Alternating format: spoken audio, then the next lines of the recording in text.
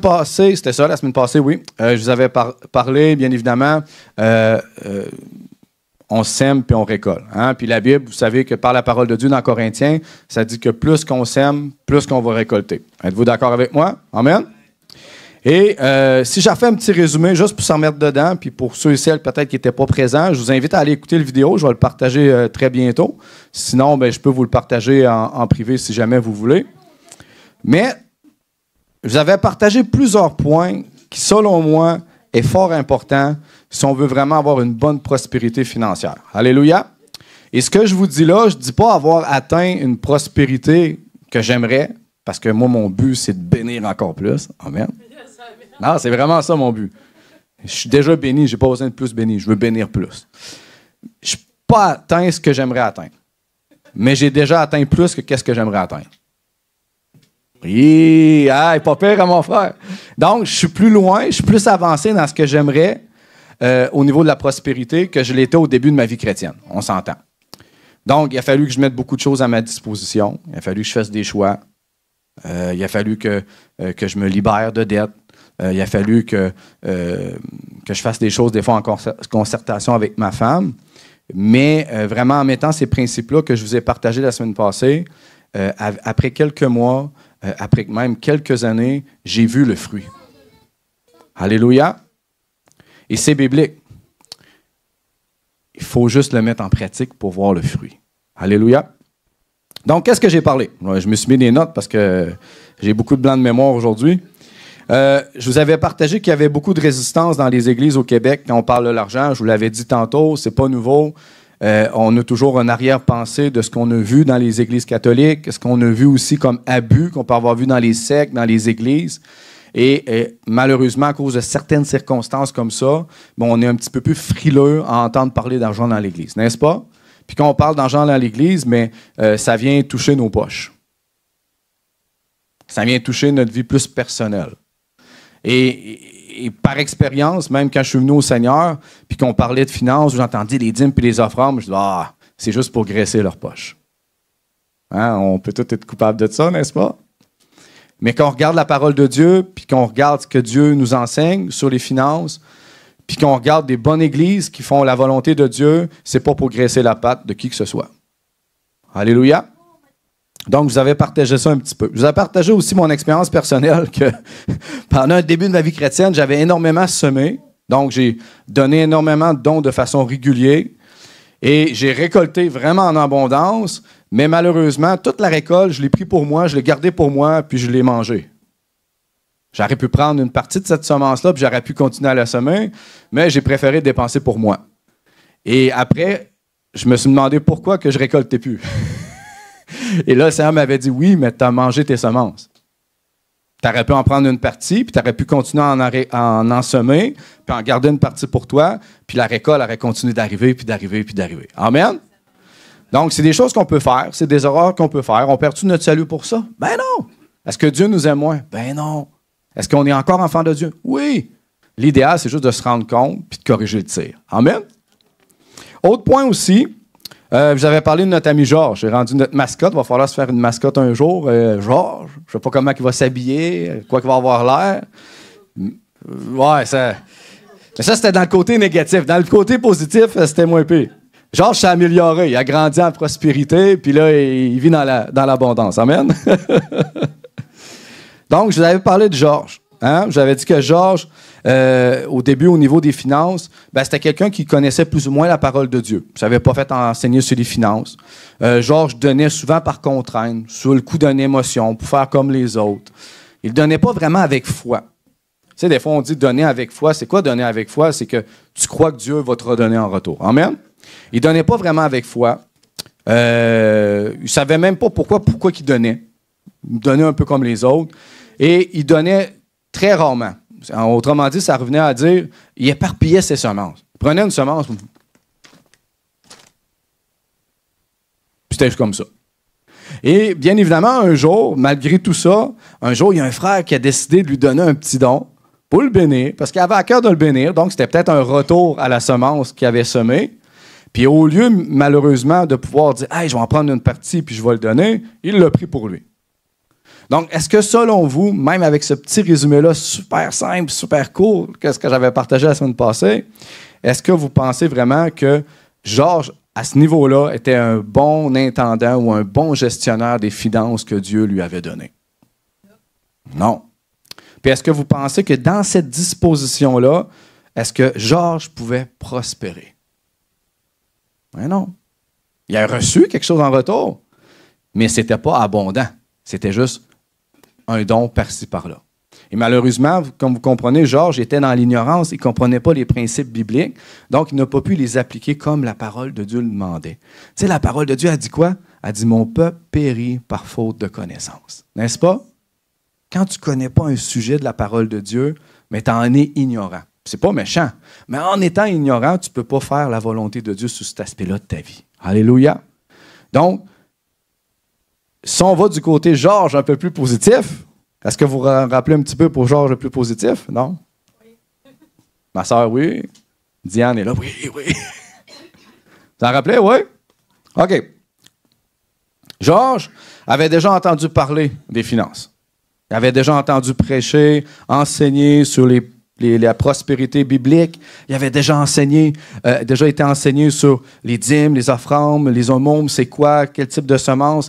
Georges avait foi dans la parole de Dieu. Alléluia. Et Georges, il semait en abondance, de façon régulière, constante et précise, même stratégique, pour un but très précis.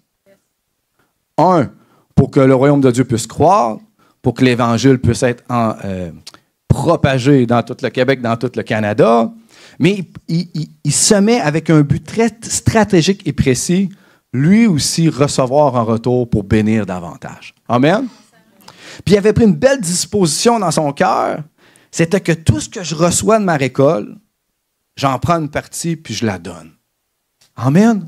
Je ne la garde pas juste pour moi, il faut en garder une partie. Ça, c'est important. On en garde une partie, mais on en donne une partie. Puis Georges avait pris cette disposition-là dans son cœur, puis il donnait.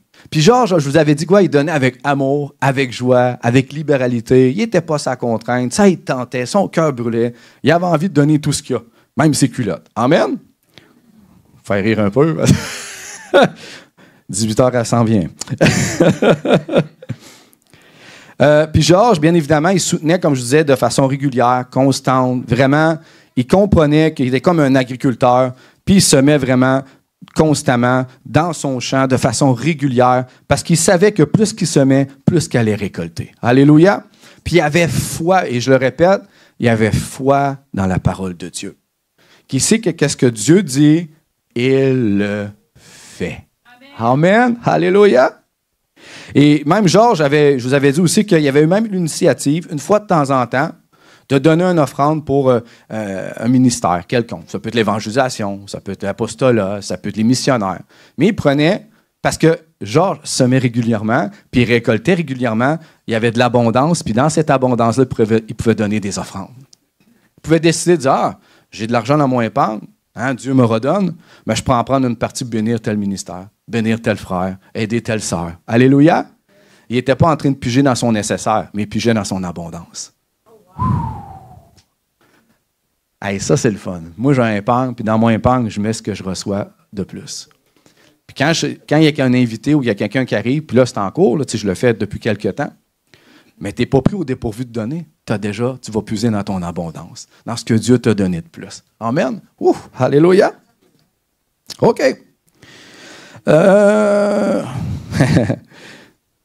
OK, c'est à peu près ça pour Georges. Donc, selon vous, pour Georges, j'ai des blancs de mémoire, des fois, les faiblesses, c'est fou. Est-ce que Georges était un bon gestionnaire des finances que Dieu lui avait confiées? Est-ce que Georges le bon... Est-ce que Georges le bon s'assure d'être prospère bibliquement? Oui, alléluia. Puis est-ce que Georges est béni puis qu'il peut bénir en retour? Oui. Parce que la parole de Dieu dit que celui qui donne, Dieu va te redonner, mais à un point que tu vas en avoir trop dans tes poches, puis ça va tomber. Wouh! Alléluia! Ouh! Moi, ça me motive, la parole de Dieu. Vous ne pouvez pas savoir comment. Bon, mais sème le 5 piastres, ma soeur. Je vous ai parlé aussi qu'il faut se voir comme des agriculteurs. Hein, vous connaissez Danny, merci Seigneur. Denis qui est à Granby, qui a une grande entreprise d'agriculture, puis de cochons aussi, mais ça c'est autre chose. Tu sèmes pas des cochons, mais en tout cas d'une autre façon. Vous comprenez? Lui, il a des champs, des hectares et des hectares et des hectares, puis il sème des petits pois, puis il sème du maïs, puis il sème toutes sortes de choses. Puis je vous le répète, quand j'étais avec lui dans la machine, j'ai été surpris de voir que quand il sème pas éparpillé. Ils veulent avoir une grosse récolte. Puis ce qu'ils font, c'est qu'ils sèment de façon très, très, très proche et très, très constant des hectares et des hectares en longueur. Et quand le champ est prêt à être moissonné, c'est tellement beau de voir toute la verdure, puis de voir tous les petits pois, puis de voir tous les fruits dans le champ. Amen. Il y a une grosse récolte. Et quand ils prennent cette récolte-là pour pouvoir la vendre, ben, ça vaut quand même des millions. Amen. Mais si Denis décidait de semer par-ci, par-là, une fois de temps en temps, d'un grand champ très grand, est-ce que vous pensez qu'il va avoir la même récolte? Ben non. Mais vous devez voir votre champ, votre vie personnelle, vos finances avec le Seigneur comme ce champ-là. Amen? Vous avez le choix. Il n'y a aucune contrainte. Vous décidez ce que vous voulez avec vous et le Seigneur. Mais si vous semez par-ci, par-là, vous allez récolter du par-ci, par-là. Puis si vous semez en abondance, avec constance, à un but précis, de façon stratégique, vous allez récolter en conséquence. Alléluia! Amen! J'ai aussi parlé qu'il faut semer dans le bon terrain. Si on sème d'un terrain, d'une église locale ou d'un ministère qui ne marche pas pantoute dans la volonté de Dieu, ben c'est aller, comme notre sœur Isabelle a déjà dit il y a plusieurs années, c'est aller boire à la mauvaise source. Une source qui est terrie, une source qui est polluée, qui est empoisonnée, puis pense pas que tu vas recevoir quelque chose en retour parce que tu n'as pas été semé d'un bon terrain. La graine est morte, elle est étouffée, elle est détruite. Alléluia! Donc, il faut semer d'un bon terrain, d'une église locale qui porte du fruit, qui marche dans la volonté de Dieu, qui prospère selon la volonté de Dieu, pas juste financièrement, pas juste parce que le grand écran et un grand bâtiment, mais qui a fait vraiment ce que Jésus a demandé de faire. Alléluia! Et tu t'assures d'avoir une récolte. La même chose pour un ministère. Vous savez, il y a énormément de ministères dans le monde qui se disent faire les choses pour Jésus, mais il y en a très peu qui marchent vraiment dans sa volonté. Fait qu'il faut apprendre à les connaître, il faut aller voir qu'est-ce qu'ils font, c'est quoi leur but, c'est quoi les fruits. Il faut prendre le temps des fois de faire nos recherches. Amen? OK. Fait que ça, c'est pas mal le petit résumé très, très, très, très, très simpliste de ce que je vous ai partagé la semaine passée. Et comme je vous ai dit, pour l'autre dimanche qui s'en vient, j'espère pas vous faire fuir, mais Rabbi va expliquer vraiment les types de semences par rapport à la dîme, par rapport aux offrandes, puis aux aumônes, puis il va rajouter la petite touche Rabbi autour de tout ça. Amen? Il devrait avoir la voix d'ici là. Elle va être revenue dans le nom de Jésus. Donc, moi, ce que j'aimerais continuer aujourd'hui, c'est, je vous le dis, là, j'ai été pris de court, parce que Rabbi était supposé de prêcher aujourd'hui. Puis son mal de gorge, puis la misère à parler à cause de sa voix. Mais il m'a écrit hier soir, hier après-midi, je pense que j'étais à Bécomo. Et puis, il m'a dit, mon frère, je pense, prépare quelque chose, pas ça de prêcher dimanche. J'ai dit, OK. Fait que ce matin, je me suis levé plus de bonheur, puis j'ai prié, puis j'ai dit, Seigneur, qu'est-ce que tu veux qu'on explique à ton peuple par rapport aux finances pour continuer ce qu'on enseignait? Puis j'ai vraiment entendu le Seigneur me dire, il parle des obstacles à la prospérité. Amen.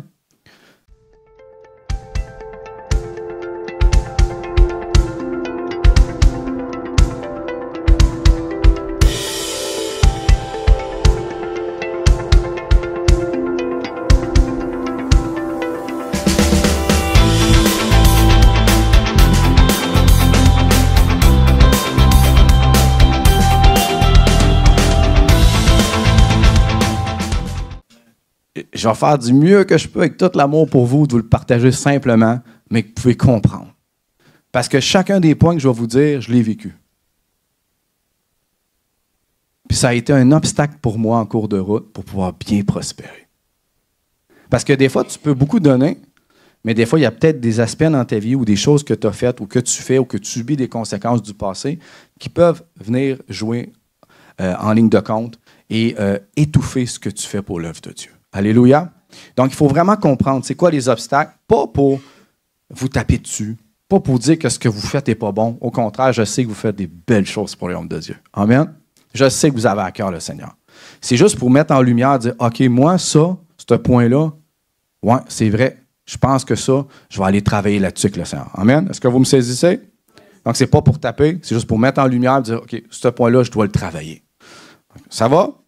OK. Il y a une chose que j'aimerais vous dire, puis que je pense des fois, ça peut être un petit peu mal perçu, qu'on le comprend mal, mais vous devez comprendre que l'argent donne du pouvoir. Mm-hmm. Mm-hmm. Oui, je le répète, l'argent donne du pouvoir. Je vous donne l'exemple. Tu peux utiliser l'argent pour de bonnes choses ou de mauvaises choses. Regardez dans le monde. On utilise l'argent des fois pour des bonnes causes, puis des mauvaises causes. On justifie des guerres, on dépense des milliards pour des guerres, pour tuer des gens. Tandis que d'autres dépensent des millions et des milliards, des fois pour soutenir des bonnes causes. Donc, ce n'est pas l'argent le problème. C'est ce que l'homme en fait. Et je dois vous le dire, que vous soyez d'accord ou non, l'argent vous donne une puissance. C'est vrai qu'il ne faut pas mettre notre sécurité dans l'argent, il faut le mettre dans le Seigneur. Amen. Parce que la journée que tu perds tout, il te reste Jésus. Mais l'argent, il n'est plus là. Amen, ma soeur. Mais ta sécurité, ta foi est avant tout en Jésus-Christ. Mais si tu es quelqu'un qui a de l'argent, tu as le pouvoir. La preuve, si on gagnait 1 million aujourd'hui pour l'Église, qu'est-ce qu'on ferait avec le 1 million? OK. Ouais, c'est ça. Il faudrait faire la volonté de Dieu, mais je suis à peu près sûr qu'il nous aiderait à construire quelque chose. Amen. Puis sûrement, dans ce qu'on construirait, on mettrait une place pour faire de la nourriture pour les démunis. On ferait une place, peut-être une école pour les enfants. On ferait peut-être une place pour l'école du disciple pour filmer, former les gens. Alléluia. Puis on aurait une place pour se réunir. Amen. On rendrait ça utile pour tous les besoins de l'Évangile. Peut-être qu'on ouvrirait un commerce. Peut-être qu'on donnerait à des organismes. Peut-être qu'on ferait en sorte que des gens dans l'Assemblée qui sont endettés, on te clean tes dettes. Amen! Je ne sais pas si ça va passer qu'au fiscaliste avec Marie-Hélène, mais on va parler de ça la semaine prochaine. Mais vous comprenez, l'argent te donne un pouvoir d'achat, un pouvoir d'influence ou un pouvoir de faire quoi que ce soit. Puis c'est pas moi qui le dis, Jésus en a parlé dans Luc. L'argent te donne un pouvoir. La preuve, si tu n'as pas d'argent et tu n'es pas fortuné, tu ne peux pas faire grand-chose de nos jours. Êtes-vous d'accord avec moi? Donc, il faut comprendre que l'argent te donne un pouvoir. Que tu le veuilles, que tu ne le veuilles pas, c'est la réalité. Puis c'est pas mal, je vous le répète, parce que l'argent, elle est nécessaire. Et si Jésus en a parlé autant dans les évangiles, puis on en a parlé autant dans les proverbes, puis dans l'Ancien Testament, c'est peut-être que Dieu veut nous dire quelque chose. Amen. Alléluia. Donc, l'argent n'est pas sale, l'argent n'est pas mal en soi, elle n'a pas d'émotion, elle n'est pas vivante, c'est juste du matériel. C'est un outil que Dieu vous donne à administrer, à gérer pour son royaume. Alléluia. Si tu ne vois plus l'argent comme une nécessité, mais comme un outil, tu ne géreras plus jamais tes finances de la même façon. Il faut que tu te vois comme un gestionnaire, comme Jésus l'a enseigné, puis là, je fais juste survoler mon frère, d'accord? Je sais que tu vas en parler. Il faut que tu te vois comme un gestionnaire où que Dieu te confie des choses et que tu peux administrer ces choses-là pour sa gloire. Alléluia. Comme ma sœur a dit, si tu comprends que c'est Dieu qui donne la prospérité, si tu comprends que tout lui appartient, même ton skidoo, même ton chalet, même ton épargne, même ton compte en banque, même ton auto, même ta maison. Excuse-moi, mon frère, c'était pas prévu pour le chalet. J'étais vraiment sincère, je l'ai dit de même, d'accord? Quand c'est un chalet, anyway. Peu importe ce que tu possèdes, même tes petits bibelots chez vous, même tes plus grands posters, même tout ce que tu as, qui est pas mal en soi, appartient à Dieu. Et si tu comprends que Dieu t'a confié ces choses-là pour que tu puisses t'en servir pour son royaume, pour les autres, là, tu as compris c'est quoi la prospérité. Alléluia. Amen. Ouh, je suis en présence de Dieu, c'est fou. Amen. Ouf. Bon, je vais prendre une gorgée. Il y a juste 2-3 amen, j'aime pas ça, là. Amen. Yes, alléluia. OK. J'ai vraiment un blanc de mémoire avec mon jeûne, c'est fou. Ouais. Ouais, je vois que c'est ça. Hein? Prochaine fois, ma soeur, quand on fait des jeûnes, on finira le samedi. Ça va être correct pour le dimanche.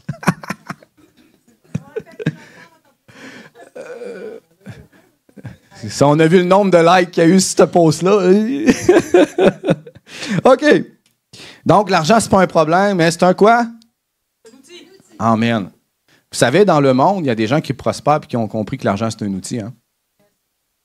Tu sais, les gens qui font de l'argent, qui ont des business, qui prospèrent, qui ont de grandes entreprises, sont dans les actions ou qui font des moves financiers dans la résidentielle, dans le commercial. Mais tu sais, des gens qui prospèrent vraiment du point de vue humain, quand vous les regardez, ils ont compris que l'argent, c'est un outil. C'est un outil à leur service. Et honnêtement, en toute franchise, je me suis rendu compte que même moi, quand j'étais jeune, on ne m'a pas enseigné tout ça. Parce que moi, tout ce que j'ai vu quand à l'école, ce que j'ai entendu, ce que j'ai vu dans les films, ce que j'ai même aussi, quand j'ai rentré à mon travail à 19 ans, tout ce que je voyais les autres faire, c'était s'acheter des choses, posséder. Puis, pas posséder, vous comprenez? Posséder du matériel. Et bien évidemment, moi, j'ai dit, ben c'est ça la vie. Fait que je m'ai acheté un skidoo, je m'ai acheté un pick-up. C'est pas mal en soi d'avoir le matériel. Mais c'est... Non, mon avion, non, elle coûtait plus cher, elle. Mais c'est ça, ça a été avorté. Ben, juste pour vous dire que, pour moi, ma perception des choses, c'est tu as une paye, tu as de l'argent, tu as dépense, tu profites de la vie, all-in. Ça, c'est la version païenne.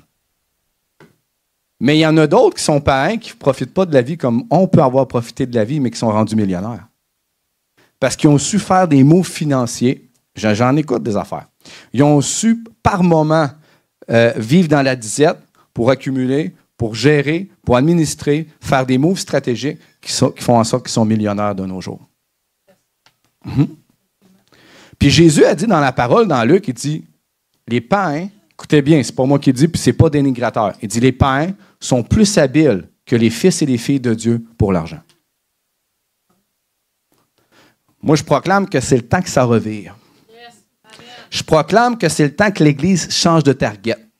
Qu'on ne soit pas une Église pauvre, une Église qui s'apitoie sur elle-même, mais une Église qui consulte le Seigneur, une Église qui fait des mots financiers pour le Seigneur, une Église qui sème, puis qui sème, puis qui sème, puis qui voit Dieu te redonner en retour, puis qu'on sème en abondance, puis qu'il y a une richesse qui se promène pour le royaume de Dieu et que finalement, toutes les contraintes que les Églises, puis là je parle pour le Québec puis le Canada, que toutes les contraintes que les Églises, que les ministères peuvent vivre, va cesser dans les prochaines années au nom de Jésus. Amen. Il faut qu'il y ait un revirement de situation.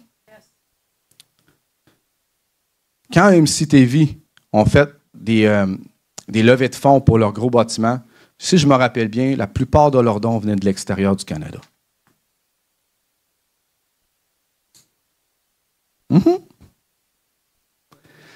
Le Québec, le Canada, c'est le temps qui se lève à croire à la parole de Dieu. Amen. C'est le temps qu'on place notre foi dans ce que Dieu a dit, comme dans Malachie. Amène toutes tes dîmes, toutes tes offrandes dans ma maison, puis éprouve-moi, voir si je suis Dieu, puis je vais ouvrir les écluses du ciel, puis tu vas avoir une bénédiction, mais il n'y a pas juste une bénédiction, mais une bénédiction en abondance. Dieu veut que tu sois dans l'abondance. Alléluia. Amen. Il faut qu'il y ait un changement de mentalité dans l'Église de nos jours pour que l'Église puisse prospérer comme Jésus le veut. Vous savez, les buts de Jésus, c'est simple pour la prospérité, c'est aider les pauvres, c'est l'annonce de l'Évangile, c'est aider et supporter les ministères, c'est tout pour la moisson et votre formation. Amen? C'est juste ça, ces buts. Il n'y en a pas d'autres. Puis l'autre but, peut-être qu'on peut dire, c'est que tu sois béni puis que tu jouisses aussi de l'abondance qu'il t'a donnée pour ta vie. Que tu sois bien, que tu sois aisé, que tu ne sois pas dans les dettes, que tu ne sois pas dans la contrainte, que ta famille, tu n'aies pas de la difficulté à l'habiller, que tu n'aies pas de la difficulté à te nourrir, que tu sois dans l'abondance. Parce que dans le royaume de Dieu, il n'y a pas de pauvres. Amen. Dans le livre des Actes, quand il y avait des pauvres, tout le monde a fait une récolte pour aider ceux qui n'étaient pas capables de manger, puis se nourrir, puis se vêtir, puis se loger. Pour les sortir de la misère, pour qu'ils puissent donner un coup de main, puis avancent maintenant. Amen. Parce que dans le royaume de Dieu, on ne doit pas être enchaîné. Même par la pauvreté. Même par les dettes. Amen. Est-ce que ça va, là? C'est pas condamnateur, j'espère, de tout cœur. Alléluia. Donc, la prospérité n'est pas un problème. Est-ce qu'il y a des gens qui ont déjà entendu parler de Salomon? Salomon, selon la parole de Dieu, dans 2 Chroniques 9, 22, ça dit qu'il n'y aura jamais un tel homme sur toute la surface de la terre qui a été aussi riche et aussi sage que Salomon.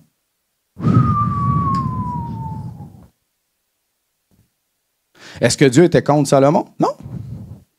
Est-ce que c'est Dieu qui a fait prospérer Salomon? Oui. Puis même quand Dieu lui a parlé, qu'est-ce que Salomon a voulu? La sagesse avant la richesse. Et parce qu'il a voulu la sagesse avant la richesse, Dieu l'a fait quoi? Prospérer. Il n'y a pas un homme sur la surface de la terre, même en 2024, que la Bible dit qui a été aussi riche que Salomon. Pourtant, c'est un homme fidèle à Dieu. Mais Salomon, il n'était pas attaché à l'or puis l'argent. Ce n'était pas son idolâtrie. C'est pour ça que Dieu l'a élevé. Amen. Puis il y en a d'autres, il y a Abraham, il y a Isaac, Jacob, Joseph, même le roi David. C'était tous des hommes fidèles à Dieu qui prospéraient en abondance. Amen. Donc, est-ce que Dieu était, parce qu'il était fidèle à Dieu, parce que c'était des gens qui avaient foi en lui, vivaient dans la pauvreté, dans la disette, dans le monde? Je vois ça nulle part dans ces hommes-là. Au contraire, parce que Dieu marchait avec eux, parce qu'ils étaient intègres, leur cœur était droit, parce qu'ils n'étaient pas attachés à l'argent, ça permettait à Dieu de donner, puis donner, puis donner. Puis eux avaient même compris que lorsqu'ils étaient dans l'abondance, ils pouvaient faire jouir les autres de leur abondance. Amen. Alléluia. Je le répète, ce n'est pas l'argent le problème. C'est ce que l'homme en fait. C'est au niveau de son cœur. Jésus a dit, si tu es fidèle dans les petites choses, on va te confier de grandes choses dans le royaume de Dieu, puis il parlait de l'argent. Gère bien mes petites choses, puis je vais t'en confier de plus grandes. Alléluia. Ça va? Donc, lorsque Dieu accorde sa faveur et sa bénédiction, vous pouvez le voir, il y a tellement de versets. Genèse 39, 3, 1 Samuel 18, 13, 14, je le répète, Genèse 39, 3, puis 1 Samuel 18, 13, 14. On voit que parce qu'il marchait avec Dieu, parce qu'il craignait Dieu, parce qu'il avait la foi en Dieu, Dieu les bénissait. Amen. On devrait être heureux, joyeux, quand nos frères et nos sœurs prospèrent.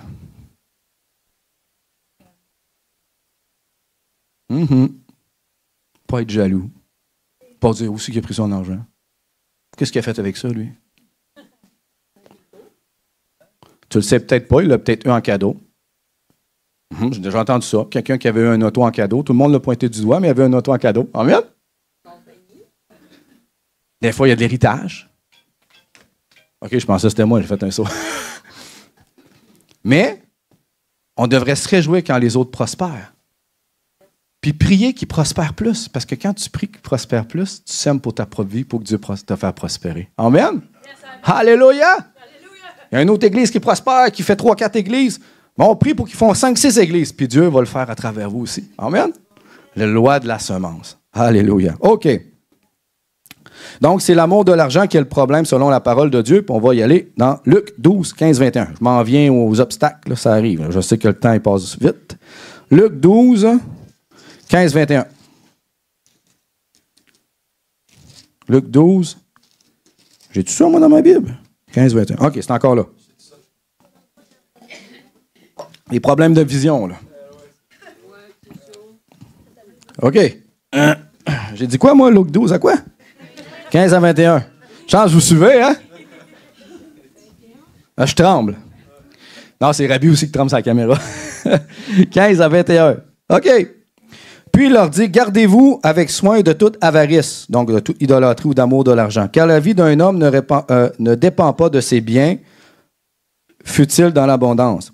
Il leur dit dans cette parabole, les terres d'un homme riche avaient beaucoup rapporté. Et il raisonnait en lui-même, disant, que ferai-je, car je n'ai pas de place pour serrer ma récolte. Voici, dit-il, ce que je ferai. J'abattrai mes greniers, je bâtirai de plus grandes, et je me ramasserai toutes mes récoltes et tous mes biens. Et je dirai à mon âme, tu as beaucoup de biens en réserve pour plusieurs années. Repose-toi, mange et bois et réjouis-toi. Mais Dieu lui dit, insensé, donc fou ou sage, pas sage.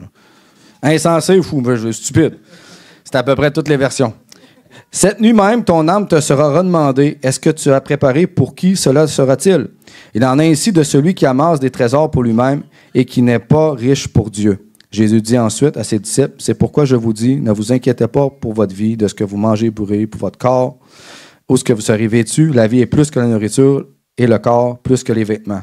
Fait qu'avant tout, on voit que pour Dieu, c'est pas l'abondance le problème, c'est pas la richesse le problème, mais ce qu'il veut avant tout, c'est qu'on soit riche pour lui, puis c'est qu'on ait la vie éternelle. Amen.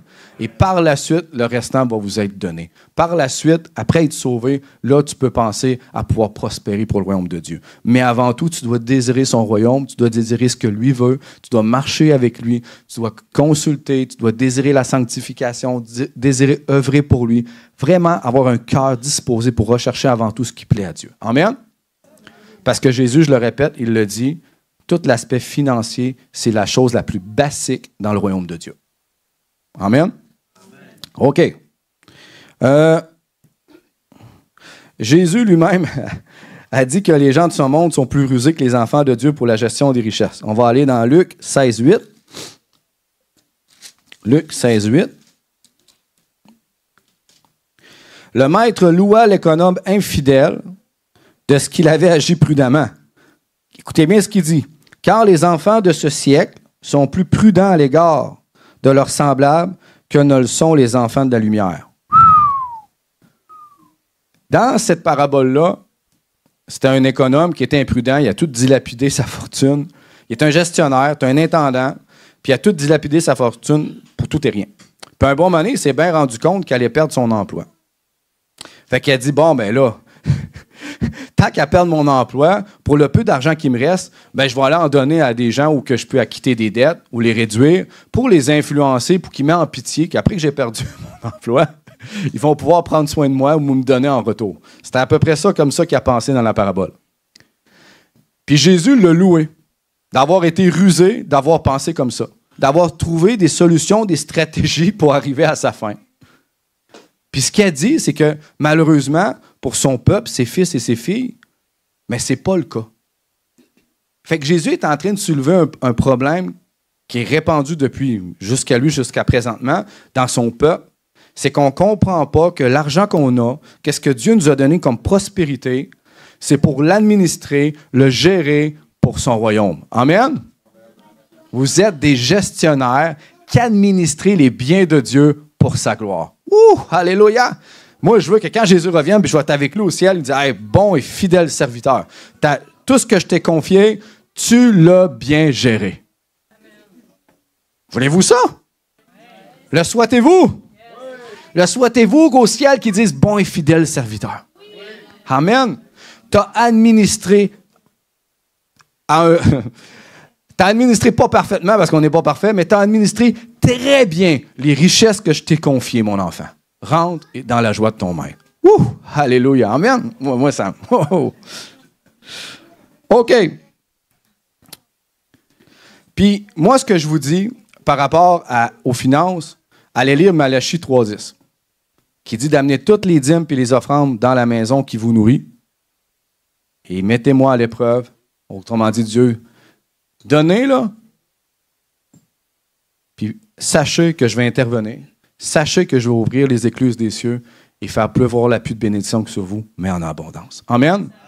Autrement dit, le mettre à l'épreuve, c'est pas pointer du doigt. Hey, vas-tu me donner quelque chose? Le mettre à l'épreuve, c'est donne, voir si je ne vais pas faire ce que je t'ai dit. Alléluia? Donne, puis je vais faire ce que j'ai dit. Donc, c'est dans cet aspect-là. Il faut voir, il faut croire, il faut avoir foi que Dieu va te redonner.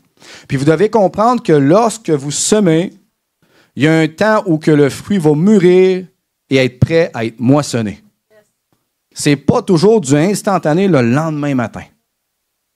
La récolte va commencer à arriver, puis elle va commencer à arriver, arrête pas de semer, parce que ça va faire comme ça m'est arrivé, un jour, il n'y aura plus de récolte. Puis là, tu vas te poser des questions. Fait que quand tu sèmes, tôt ou tard, à un moment, tu vas avoir un moment que tu vas moissonner.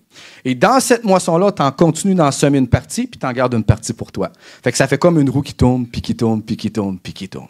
Amen? Vous me suivez ou c'est pas clair? OK, super. OK.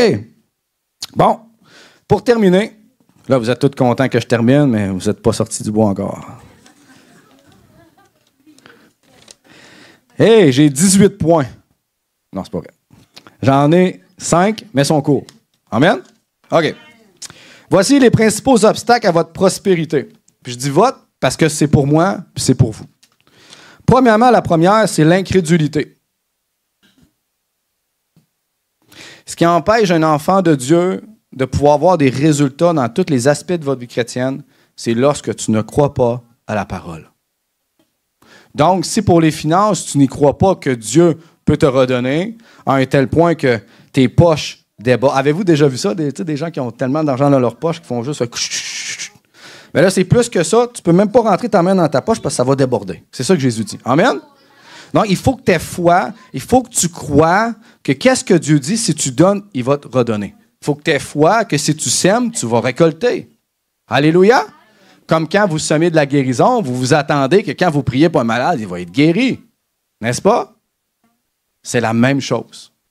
Vous avez eu la foi. La Bible dit que vous n'avez pas besoin de travailler votre foi. Ce que vous devez travailler, c'est votre incrédulité. Venir vaincre le doute, l'incrédulité par la parole de Dieu. Donc, ayez foi dans la parole. Méditez la parole de Dieu. Moi, vous savez, à tous les jours, je déclare Malachie 3.10 sur ma vie. Je suis en présence de Dieu. À tous les jours, je déclare des versets de guérison sur ma santé. Je suis en présence de Dieu. Parce que plus que je le dis, plus que je le déclare, elle prend racine dans ma vie. J'y crois de plus en plus et ça prend place. Amen? C'est la même chose pour les finances. Alléluia. On va aller dans Marc 4, 3, 7. Marc 4, 3, 7. J'essaie de clencher un petit peu. Marc 4, 3, 7. C'est pas pire, c'est à 18h, fait que vous êtes bon. OK. Marc. Bon, je cherche Marc, ça va bien. Matthieu, Marc. Marc 4. Ça va, là, oui? OK. Marc 4. Pas Marc 4. Marc 4, 3 à 7. Je vais l'avoir. Écoutez. Ça, c'est Jésus qui fait une parabole. On peut aller au verset 2. Il leur enseignait beaucoup de choses en parabole. Il leur dit, dans son enseignement, « Écoutez, un semeur sortit pour semer. » Jésus parle d'agriculture encore. « Comme il semait, une partie de la semence tomba le long du chemin. Les oiseaux virent et la mangèrent. » Oh, ça, c'est poche. Une autre partie de la semence tomba d'un endroit pierreux où il n'avait pas beaucoup de terre. Il se leva aussitôt parce qu'elle ne trouvait pas un sol profond. Donc, la semence était en surface, puis vu qu'elle n'a pas été profonde, elle n'a pas pu éclore et porter du fruit et avoir des racines. J'étais où, moi? OK. Merci. 6, 7, 8, 9, OK. Mais, quand le soleil parut, elle fut brûlée et sécha, faute de racines, parce qu'elle n'était pas profonde.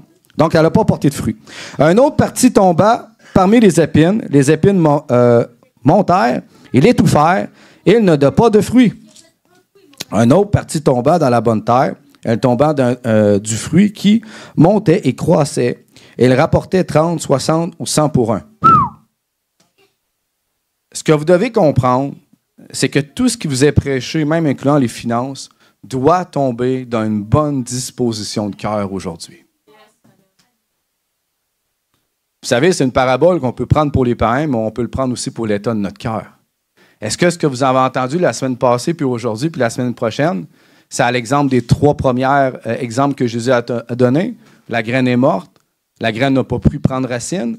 Est-ce que la graine, elle a été semée sur le côté, puis l'ennemi vous l'a volée aussi vite? Ou qu'elle va tomber d'un cœur qui est bien disposé, un bon cœur, qui a soif, qui a foi dans le Seigneur. Et qu'est-ce que Jésus dit? Cette graine-là va rapporter 30, 60 ou 100 pour un. Ça veut dire qu'elle va porter du fruit en abondance. Amen? Donc, tous les sujets que vous entendez dans la parole de Dieu doivent être pris toujours par une bonne disposition de cœur pour porter du fruit dans votre vie. Alléluia! C'est la même chose pour le sujet des finances. Comme dans Hébreux 4.1, il faut que la parole qui t'est enseignée soit saisie avec foi. Et si elle est saisie avec foi, elle portera du fruit parce que la Bible dit que la foi sans les œuvres est morte. Donc, ça veut dire nécessairement que si ta foi, tu entends quelque chose, mais que tu n'émets pas foi et que tu n'émets pas de l'action, niet, il ne se passe rien. Donc, ça veut dire ce que tu entends, ce que tu reçois, devrait toujours te pousser à dire comment je peux mettre ça en pratique dans ma vie. Amen? Et c'est comme ça que tu vas voir le fruit. Alléluia. Encore une fois, pourquoi? Pour que ça porte du fruit, comme Jésus a dit, 30, 100 pour 1. C'est bon, une graine peut te faire exploser. Ouais.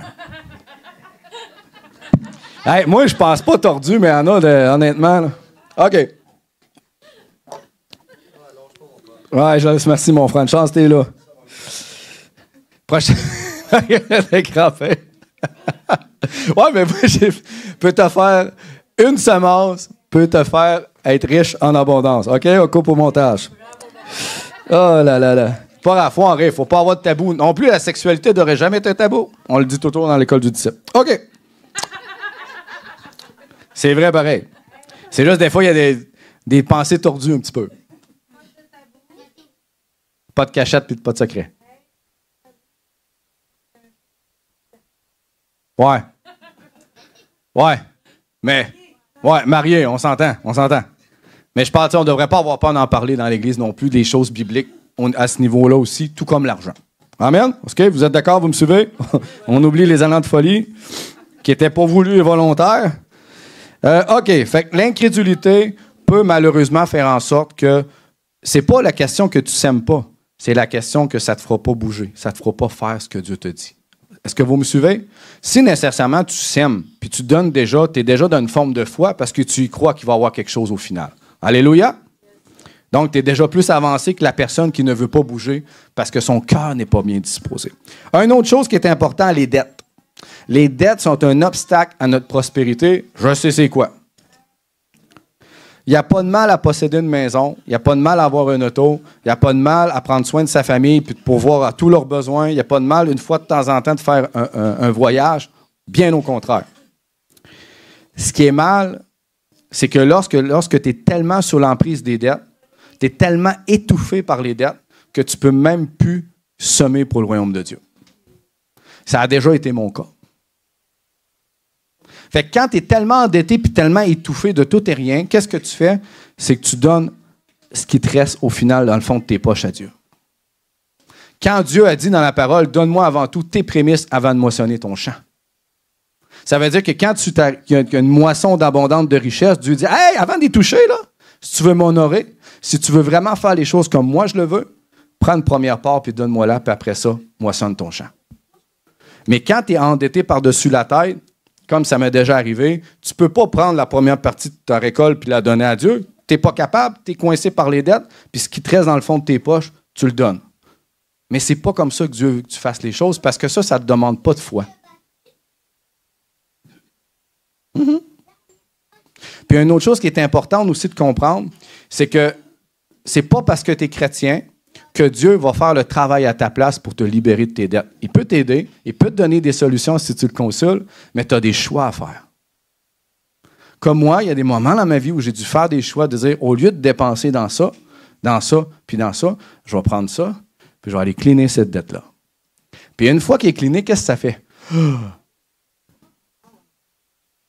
Et là, quand c'est cleané, tu peux prendre encore un petit peu ce qui t'a de plus, puis dire, je vais aller cleaner l'autre dette. Puis là, qu'est-ce que ça fait? Amen. Le but du cœur de Dieu, c'est qu'on ne soit pas dans l'esclavage de les dettes. La maison, c'est une valeur. Un auto, c'est une valeur. Oui, c'est une dette. Mais normalement, la Bible nous demande dans Proverbe de cleaner ces dettes-là le plus vite possible. Parce que sinon, on est esclave de notre prêteur. C'est ce que la Bible dit. C'est pas péché, vous ne prêtez pas votre salut, mais ça vous met dans des contraintes. Est-ce que vous me suivez? Ça t'étouffe. Ça t'empêche de faire ce que Dieu veut faire à travers toi parce que tu n'es pas libre. Et je sais de quoi je parle. Donc, l'auto et la maison, c'est nécessaire. Mais il y a des moments dans ma vie où j'ai dépensé dans ce qui n'était pas nécessaire. Puis j'ai dépensé dans plein d'affaires qui n'étaient pas nécessaires. Et je n'étais jusque-là. Et là, quand je voulais donner à Dieu, c'était comme, ah ben non, je paye ma dette. Il faut que je paye mes intérêts. Et c'est tellement souffrant et difficile, puis je compatis si vous vivez avec ça, Parce que ce n'est pas le cœur de Dieu pour nous. Amen? Donc, il y a des moments où on doit prendre des stratégies, dire qu'est-ce que je peux faire financièrement pour me libérer de ces contraintes-là. Amen? Dieu peut te donner la sagesse, mais ça ne veut pas dire que tu ne peux pas aller consulter des gens qui sont responsables, qui ont des trucs, des façons de faire, qui travaillent dans l'argent et qui vont pouvoir t'orienter de façon stratégique pour te libérer. Alléluia. Pour que tu sois quoi? Libre. Est-ce que Dieu peut te pourvoir surnaturellement pour te libérer? Ben oui, il peut le faire aussi. Vas-y selon ta foi. Mais dans le temps que tu mets ta foi à l'épreuve pour recevoir de Dieu, peu importe le temps que ça prend, commence au moins à t'orienter quand même pour essayer de te libérer. Amen? Ça m'est déjà arrivé, Dieu surnaturellement a donné un montant, puis ça avait cliné une petite dette. Puis, alléluia! Mais il y en a d'autres où que Dieu me dit non, je veux que tu le fasses comme ça. Et j'ai appris. Parce que quand tu as tout cul dans le bec, tu n'as pas appris. Quand tu as tout cul dans le bec, c'est facile de retomber dans les mêmes patterns, n'est-ce pas? Mais quand tu as appris par l'échec, quand tu as cherché Dieu, quand tu as consulté, quand tu as fait les choses, tu as souffert un peu pour pouvoir faire la volonté de Dieu, tu t'en rappelles. Amen? Ça va? Oui? Proverbe 21:20 dit que les dettes t'empêchent de donner. Proverbe 22:7, mais ça dit bien évidemment que Dieu ne veut pas qu'on soit sous la contrainte des dettes. Donc, le cœur de Dieu, c'est est-ce que c'est mal d'avoir une maison? Non, mais le cœur de Dieu, c'est est-ce que si elle était payée, c'est encore mieux? Oui. Parce que quand tu n'as plus de dette, tu es réellement libre. Amen? Tu es libre. Tu n'as plus de contraintes. Oui, d'une certaine façon, tu es riche. On a chacune une prospérité, puis elle va peut-être être différente tout le long de notre vie, mais tu es libre. Et Dieu veut que tu sois libre. Alléluia, ça va? Vous comprenez?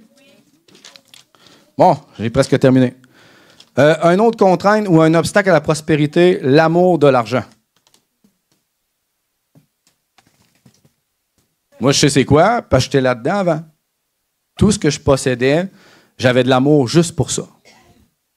Je passais mon temps à nettoyer mon pick-up, à shiner mon skidoo. À tous les jours, je me levais, c'était qu'est-ce que je peux faire pour m'acheter quelque chose, pour améliorer mon skidoo, mon pick-up, puis le mettre plus beau. Qu'est-ce que je peux faire pour flasher, pour être mieux que tout le monde? Tout mon cœur était sur mon énergie. Malheur s'il y avait une graphine sur mon pick-up. Malheur si mon skidoo avait un pick-up. Mon père savait... mon skidoo avait un pick-up.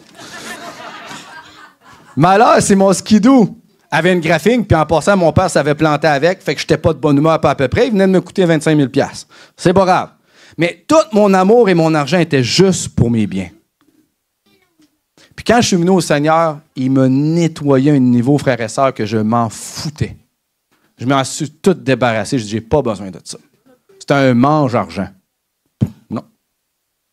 Amen. Bon, si vous avez un skidoo, sentez-vous pas condamné aujourd'hui, c'est votre choix. Moi, je veux juste te dire que pour moi, c'était pas nécessaire. Puis ça coûtait cher. Tu en fais 3-4 fois par année, puis ça coûte 25 000 $. Mais c'est pas mal en soi. Mais ce que je veux dire, c'est que moi, mon amour était juste pour mon matériel. Je ne vivais que pour ça. Quand vous me suivez? Je ne vivais juste pour ça. La belle maison, le beau ci, le beau ça. Mon cœur était attaché à l'argent. Et c'est ce que Jésus dit dans la parole de Dieu. Le problème n'est pas l'argent, n'est pas ce que tu possèdes. Le problème, c'est l'amour que tu as pour tes richesses. Et ça peut t'empêcher... Oui, qu'est-ce qu'il y a? Oui.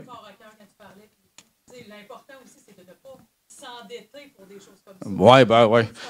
J'y allais mollo pour ne pas condamner tout le monde, là. Mais t'as raison. Merci, Vincent, tu l'as dit. C'est vrai qu'il ne faut pas non plus s'endetter parce qu'on a de l'amour pour l'argent et on veut s'acheter tellement de biens matériels qu'on s'étouffe. Mais je faisais ça dans ma vie, père, malheureusement. Donc, c'est pas plus la volonté, puis c'est très bien dit, ma sœur, dans le Seigneur. OK. Donc, l'amour de l'argent peut nous empêcher d'être attachés à Dieu. Est-ce que vous avez déjà entendu la petite parabole que Jésus avait donnée avec l'homme riche? Dans Matthieu? Oui? Non? OK. Dans Matthieu 19, 29, je pense. On va juste y aller. Matthieu 19, 29. On termine. Inquiétez-vous pas. Je sais que c'est dur. Matthieu 19, 29. Matthieu 19, 29. Moi aussi, j'ai faim et soif. Matthieu 19, 29. Ça devrait être bon. Et quiconque aura quitté à cause de moi... Ah non, OK. Bon, c'était pas ça. C'est pas grave, on va les pareil. Et quiconque aura quitté à cause de moi ses frères, ses sœurs, ou son père, ou sa mère, ou sa femme, ou ses enfants, ou ses terres, ou ses maisons, recevra au centuple un héritage de la vie éternelle. Amen. Puis il y a même d'autres versions qui disent recevra au centuple dans le monde présent et dans l'avenir. Mais l'homme riche, c'était quoi le problème de l'homme riche? Il avait venu voir Jésus, puis il avait dit, Jésus, je veux te suivre. Puis Jésus a dit, hey, prends tout ce que tu as, puis vends-le, puis suis-moi. Il est parti comment? Il est-tu parti joyeux? Il dit, je vais les vendre, je vais donner tout aux pauvres? Non, il a fait... Pourquoi? Parce qu'il était attaché en arrière de lui à tout ce qu'il possédait. Il y avait de l'amour sous ses maisons, de l'amour sous ses terrains, de l'amour sous ses richesses, sous son argent. Puis pour lui, c'était bien plus difficile d'abandonner ça que de suivre Jésus. Mais ce qu'il n'avait pas compris, c'est que s'il avait abandonné ces choses-là pour Jésus, Jésus a dit un peu plus loin dans Matthieu 19, si tu quittes ta maison, ton travail, ta famille, ta maison pour moi, je vais te redonner au centuple dans le monde présent et dans l'avenir. Amen? Jésus a voulu qu'il abandonne des choses dans lesquelles il était attaché, c'est-à-dire ses richesses.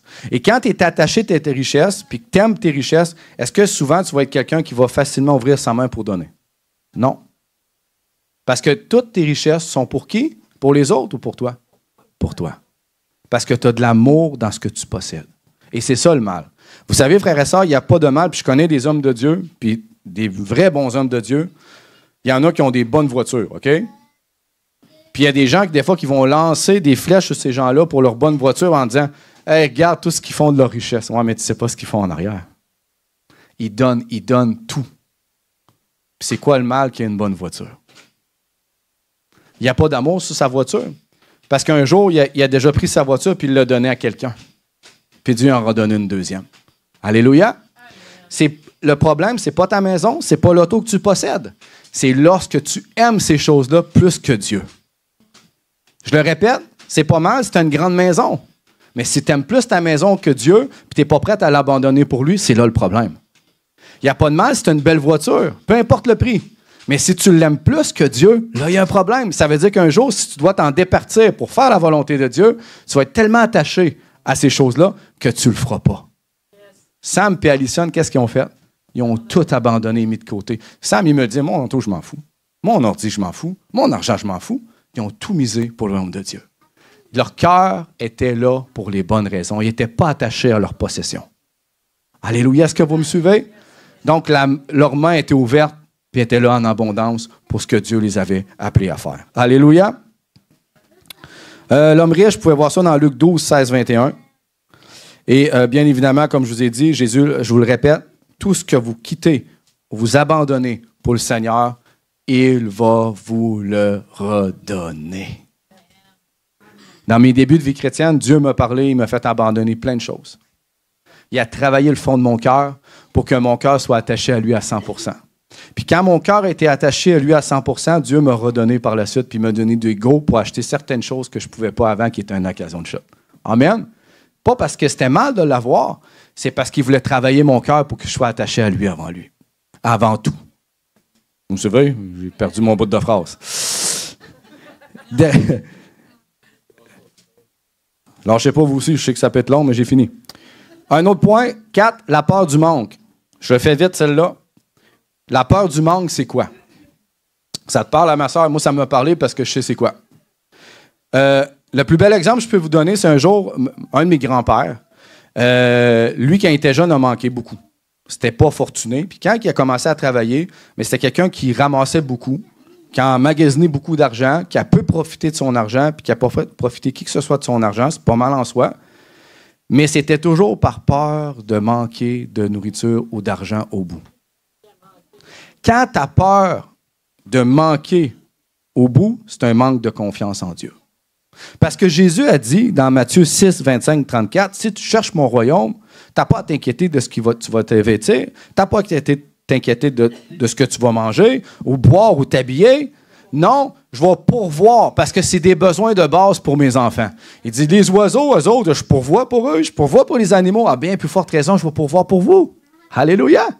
Donc, si tu es quelqu'un qui a peur de manquer, c'est pas une bonne peur qui n'est pas fondée dans la parole de Dieu. Il faut que tu changes. Transforme ton intelligence par la parole de Dieu, parce que le peur de manque ne fait pas partie du royaume de Dieu. Alléluia! Et à cause du manque, tu vas avoir peur de donner. Parce que tu as tout le temps peur de, ben là, si je donne, j'aurais pu, hey, mon compte a baissé de 20$. Wouh! Et là, ben là, si je n'ai pas le 20 à la fin du mois, ça, c'est de la peur. Dieu va te donner. Dieu va te redonner. Il faut qu'il y ait de la foi. Amen? Le dernier, et non le moindre, allez avec moi, Matthieu 17, 24, 27. C'est fini. Je m'excuse. Merci pour votre patience, j'apprécie. Matthieu 17, 24, 27. Ça va, Rabbi? Ouais, pas en train de tomber, non? Tantôt, je l'ai vu, t'es là. Non, ça, c'est les Tylenol qu'il a pris pour son mal de gorge. Ça l'a assommé. Il s'est trompé, il n'a pas pris des nègres, il a pris des nègres au lieu des dés. OK. Matthieu 17, 24, 27. Vous êtes là, oui? Lorsqu'il Lorsqu'ils arrivèrent à Capernaum, ceux qui percevaient les deux... Des quoi? Des drachmes? Eh boy, c'est impôt, ça. S'adressèrent à Pierre et lui dirent, « Votre maître ne paie-t-il pas les 2 drachmes ou les impôts? » OK? « Oui, dit-il. » Votre version, parole de vie, c'est quoi qui est écrit? Impôt? OK. « Oui, dit-il. Et quand il fut entré dans la maison, Jésus le prévint et dit, « Que te semble Simon? » Eh boy, ma version, hein? « Les rois de la terre, de qui perçoivent des tributs ou des impôts, de leurs fils ou des étrangers? » Sire, il lui dit, des étrangers. Jésus, lui, hey, ça ne fit pas, j'ai la misère à voir, en plus, ça va pas bien. OK. Et je sais pas, je parle des mots, je l'oublie ou je l'en rajoute. Et Jésus lui répondit, les fils en sont donc exempts. Mais pour ne, inquiétez pas, je vais résumer après. Mais pour ne pas scandaliser, va à la mer, jette l'hameçon et tire le premier poisson qui viendra, c'est assez cool, tu sais. Tu vas à la mer, tu pêcher, puis il y a de l'argent. Ouvre-lui la bouche et tu trouveras un on dit des noms de bébites. De l'argent, d'accord? Prends-le et donne-le pour moi et toi. Bon, je vais résumer en québécois. En gros, Jésus se faisait accuser, lui et ses disciples, qui ne payaient pas l'impôt aux Romains. Puis en gros, Jésus lui a dit comme à Pierre, puis là, partez pas sur une chire avec ça.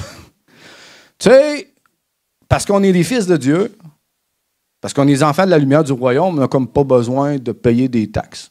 C'est ça qu'il dit. Mais pour faire ce qui est juste, puis pour ne pas se mettre de trouble, va chercher de l'argent dans le poisson, puis va payer pour moi puis toi. Frères et sœurs, ce qui est important, puis la Bible le dit à plusieurs reprises, dans Proverbe 29, 24, Psaume 15, 2, c'est qu'en tant qu'enfant de Dieu, on soit honnête puis intègre. Même, écoutez bien, je sais que ça peut... Parce que moi-même, avant, je n'avais pas cette perception-là. Même si on a toutes les raisons d'avoir la sueur dans notre front et d'avoir le poing dans les airs envers des institutions qui nous taxent et surtaxent et surtaxent et surtaxent et surtaxent et surtaxent et surtaxent et surtaxent et surtaxent et surtaxent. Au Québec, on est surtaxé. Vous comprenez? Même si ça vous donne beaucoup de sueur au front, qu'est-ce que Jésus a fait? Il a payé ses impôts. Sûrement. Donc, ce qui est important, c'est qu'on ne soit pas des chrétiens qui volent. Même si on a toutes les raisons de lever notre poing parce que ça coûte cher et qu'on paye beaucoup, Dieu vous fera justice un jour. Amen? De ces institutions-là imparfaites. Mais pour le moment, paie tes impôts ou tes taxes. Tu travailles, paie tes impôts et tes taxes. Tu as des dieux, paie tes impôts et tes taxes. Pas de noir, pas de caché, pas en arrière pour essayer de trouver puis d'arriver à la fin du mois. Sois intègre puis Dieu va te bénir. Amen? La Bible dit que la voix d'une personne intègre, pas intègre, une personne qui fait des gains sordides, des gains pas intègres, s'attire sur elle la malédiction. C'est dans le Proverbe. Donc, tu ne t'attires pas la main de Dieu ou la prospérité. Tu te fais en sorte que si tu es un enfant de Dieu, Dieu ne pourra pas te donner plus parce que c'est un aspect de ta vie qui n'est pas réglé. Amen? J'ai travaillé avant, même moi, au noir. Même moi, je ne déclarais pas tout avant, mais j'ai tout réglé en venant à Dieu. Amen? Parce que je veux être droite et intègre et faire ce qui est juste. Et quand j'ai tombé sur ce passage-là, que Jésus a dit, on n'est pas en droit de le faire parce qu'on est des enfants de Dieu, tout nous appartient. Amen? Ça, je devrais dire Amen. Mais il dit, pour faire ce qui est juste et pas semer le trouble, paie ce qu'il doit payer. c'est la même chose pour vous. Dieu va te redonner. Amen. Bon, vous allez être libérés de moi. Fait oui, tu vas pouvoir venir parler. Donc, retenez ceci, frères et sœurs. Il y a à peu près, j'ai dit quoi, 5 obstacles? Oui. 5 obstacles à la prospérité. Peut-être que tous ces obstacles-là te concernent. Peut-être que c'est 1, 2 ou 3. Je ne le dis pas en connaissance de cause ici. Je ne sais aucune de vos situations financières. Amen. Tout ce que je souhaite, c'est que ça vous parle et que ça vous apporte à faire des changements, à faire des moves avec Dieu pour être davantage libre et prospérer pour sa gloire. Parce que si on vous enseigne sur les semences et la récolte, mais que dans ce niveau-là, ça ne va pas super bien, ben ça ne donne rien, ça étouffe ce que vous avez reçu. Alléluia. Et mon cœur, c'est que vous prospérez pour sa gloire. Amen. Alléluia.